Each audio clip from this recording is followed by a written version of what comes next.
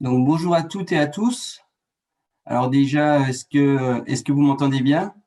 Très bien. Bon, parfait. Donc, je me présente, je m'appelle Nicolas Pedro, je suis responsable du contrôle de gestion à l'ADAPI du Doubs.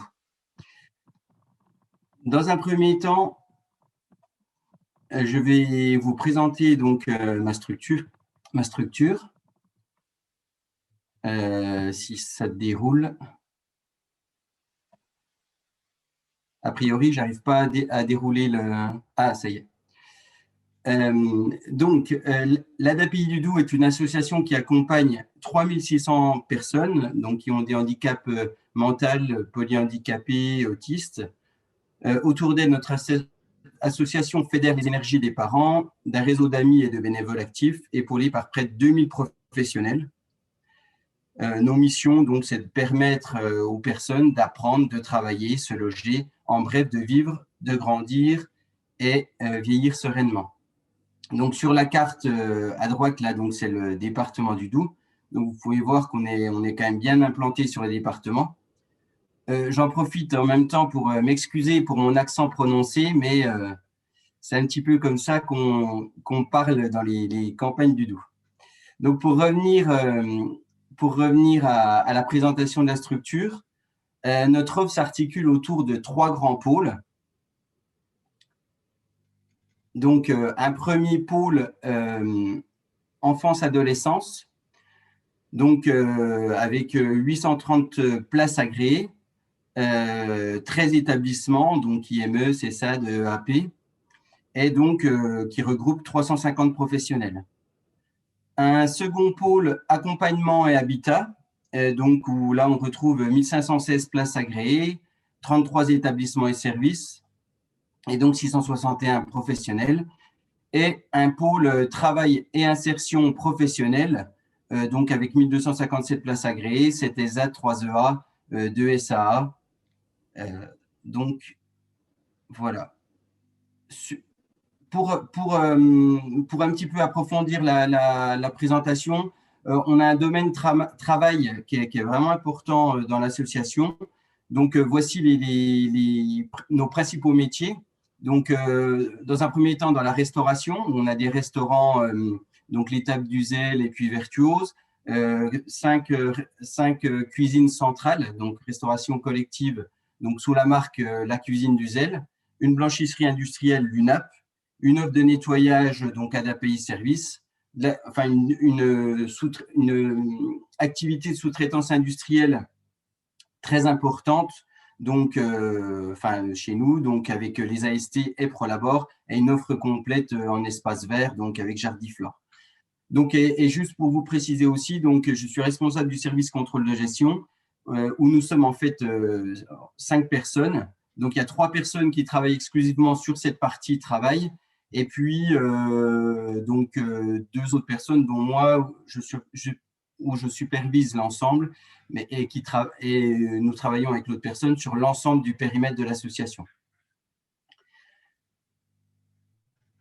Donc, nous, par rapport aux données du tableau de bord de la performance, nous avons mis en place un outil. Alors, pour quelles raisons? Tout d'abord, les directeurs d'établissements et de pôles chez nous ne se connectent pas à la plateforme pour aller consulter les indicateurs. Donc, il y a 3 raisons principales à cela. C'est tout d'abord pour un manque d'intuitivité au niveau de la plateforme, vraiment une masse d'informations importante et pas assez de données synthétiques, et puis du coup une complexité d'analyse. Donc, ils auraient la possibilité de réaliser des exports Excel et de les retravailler ensuite, mais bon, la démarche est très chronophage et source d'erreur. De la même manière, au niveau du siège, les directeurs ne se connectent pas non plus à la plateforme, déjà pour les mêmes raisons, mais aussi parce que la porte d'entrée au niveau de la plateforme est l'établissement, et pour un organisme multigestionnaire comme le nôtre, c'est compliqué d'avoir une vision globale. L'objectif chez nous est vraiment de mettre à disposition des cadres les données nécessaires au pilotage du tableau de bord à travers une application. Et donc, ça fait déjà un petit moment qu'on travaille sur cette application et il y a une mise à disposition prévue courant 2021. De manière plus générale, la volonté associative, c'est vraiment de centraliser toutes les données sous ces applications. Donc, il y a différents types d'applications. Il y a des applications qui vont permettre de répondre aux différentes enquêtes et recueils de données obligatoires, type tableau de bord de la performance, Séraphin, Séraphin dans le cadre des études, ou la BDES, et d'autres applications avec des indicateurs internes qui vraiment sont spécifiques à notre association.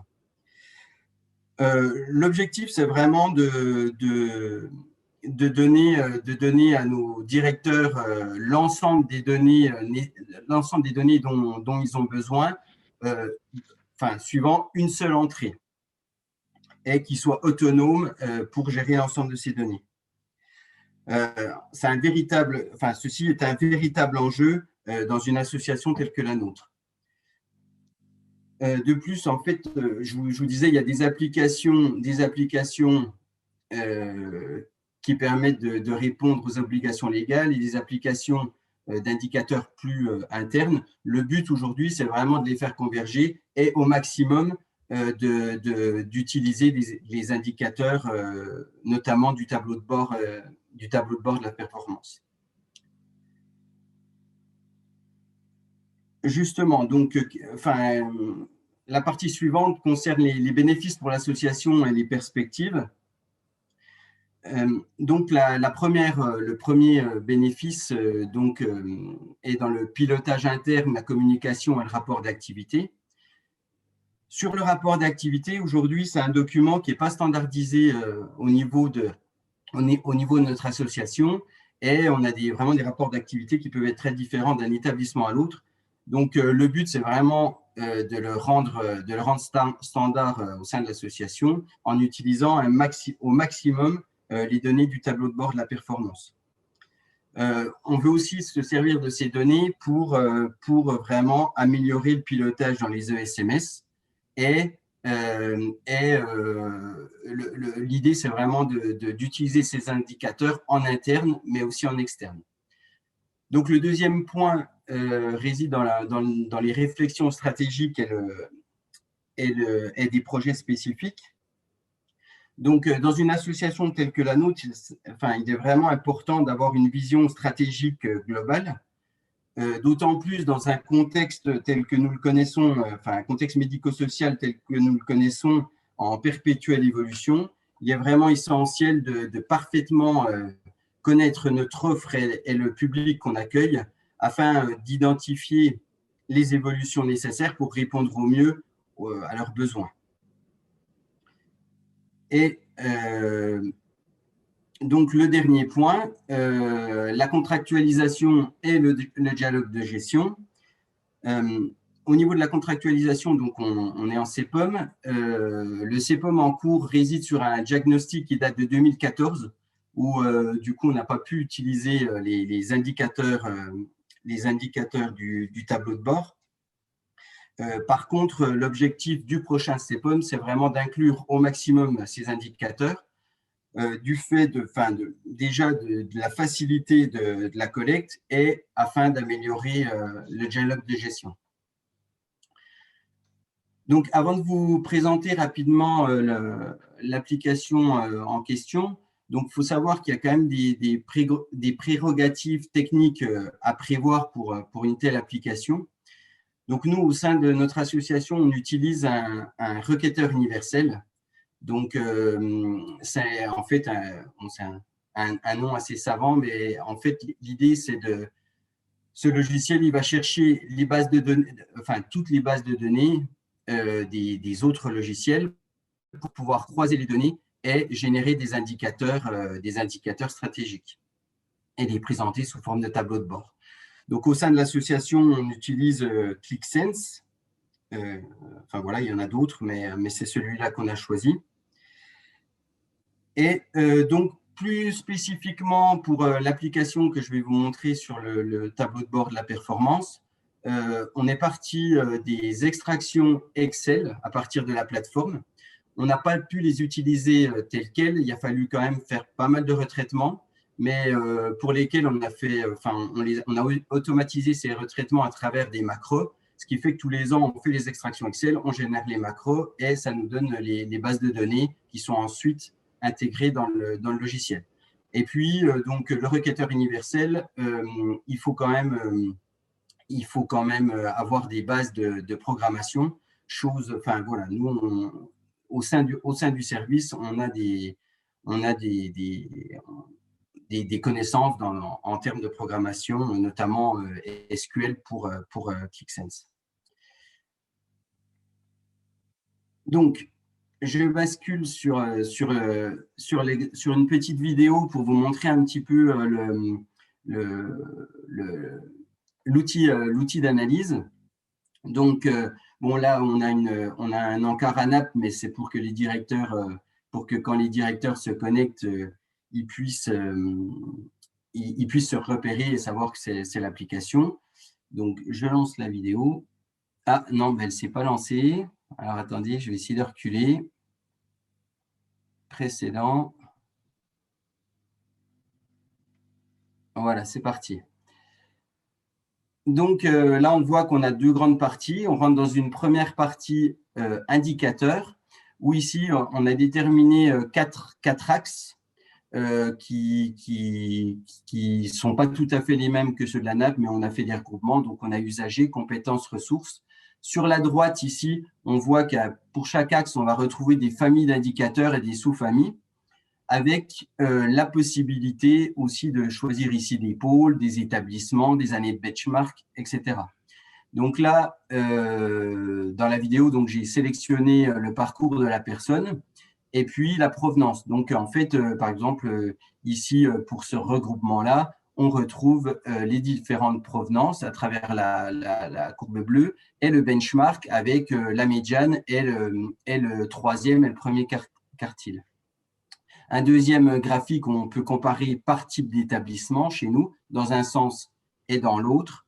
Et puis, un dernier graphique où on a une évolution sur les années.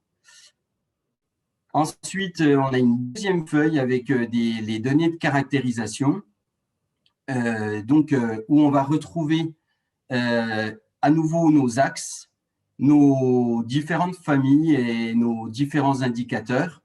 Là, encore une fois, donc je vais faire une sélection sur un